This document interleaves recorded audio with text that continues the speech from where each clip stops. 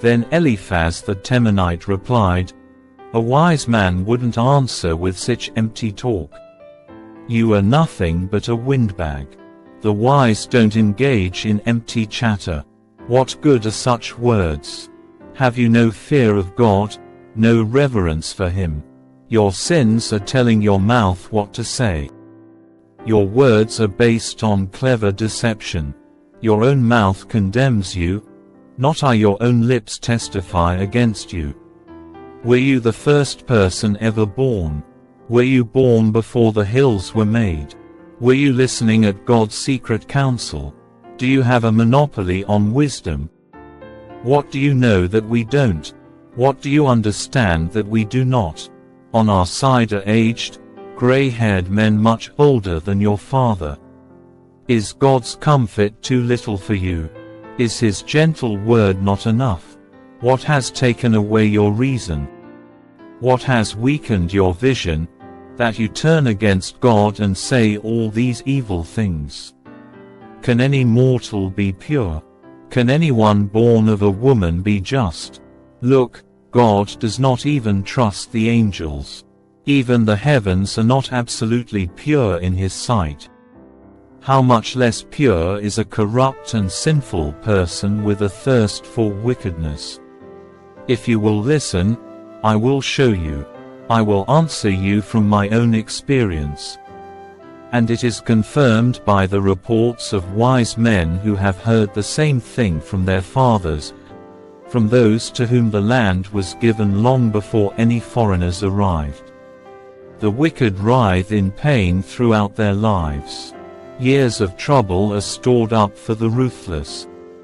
The sound of terror rings in their ears, and even on good days they fear the attack of the destroyer. They dare not go out into the darkness for fear they will be murdered.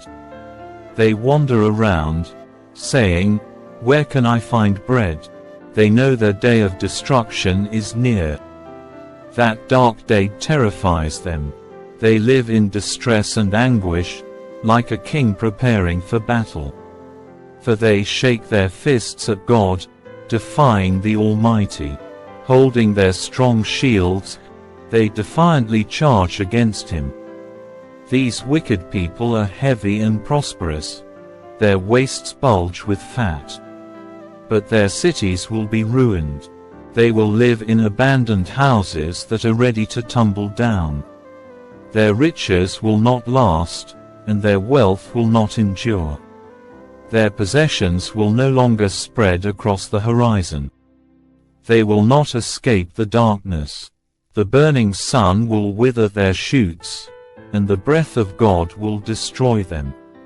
Let them no longer fool themselves by trusting in empty riches, for emptiness will be their only reward.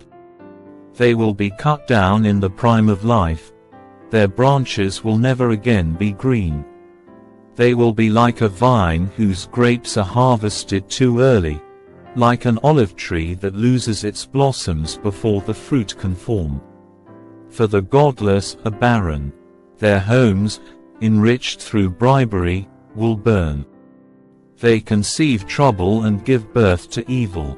Their womb produces deceit. Then Job spoke again, "I have heard all this before. What miserable comforters you are!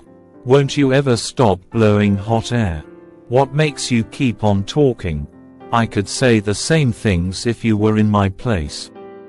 I could spout off criticism and shake my head at you, but if it were me, I would encourage you. I would try to take away your grief. Instead, I suffer if I defend myself, and I suffer no less if I refuse to speak. O God, you have ground me down and devastated my family. As if to prove I have sinned, you've reduced me to skin and bones. My gaunt flesh testifies against me.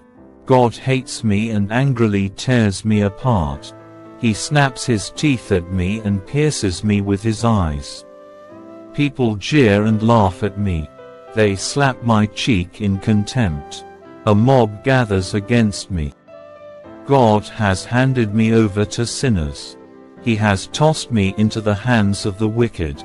I was living quietly until he shattered me. He took me by the neck and broke me in pieces. Then he set me up as his target, and now his archers surround me. His arrows pierce me without mercy. The ground is wet with my blood. Again and again he smashes against me, charging at me like a warrior. I wear sackcloth to show my grief. My pride lies in the dust. My eyes are red with weeping. Dark shadows circle my eyes. Yet I have done no wrong, and my prayer is pure. O earth, do not conceal my blood. Let it cry out on my behalf. Even now my witness is in heaven. My advocate is there on high. My friends scorn me, but I pour out my tears to God. I need someone to mediate between God and me, as a person mediates between friends. For soon I must go down that road from which I will never return. My spirit is crushed, and my life is nearly snuffed out.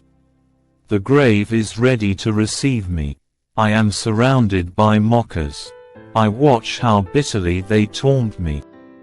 You must defend my innocence, O God, since no one else will stand up for me. You have closed their minds to understanding, but do not let them triumph. They betray their friends for their own advantage, so let their children faint with hunger. God has made a mockery of me among the people.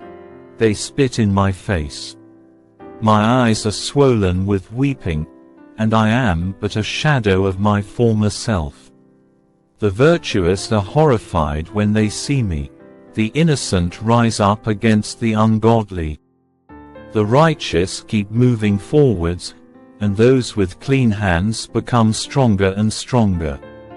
As for all of you, come back with a better argument, though I still won't find a wise man among you.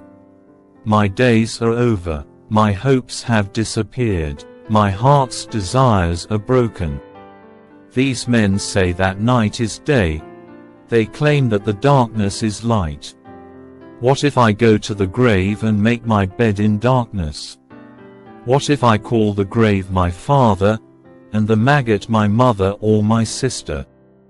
Where then is my hope? Can anyone find it? No.